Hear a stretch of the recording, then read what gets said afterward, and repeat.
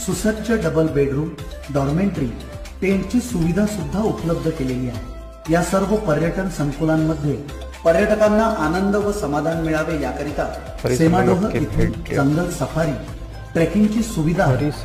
तर कोलकास येथे हत्ती सफारी व ट्रेकिंग करिता पर्यटकांना जाता येते। तर हरिसाल येथून डे व नाईटची जंगल सफारी घनदाट जंगलातून करण्यात येते आणि वन्य प्राणी बघता येतात। रोमांचक व थरारक अनुभव घेण्याकरिता रात्रीची मचान स्टेची ही व्यवस्था केली आहे।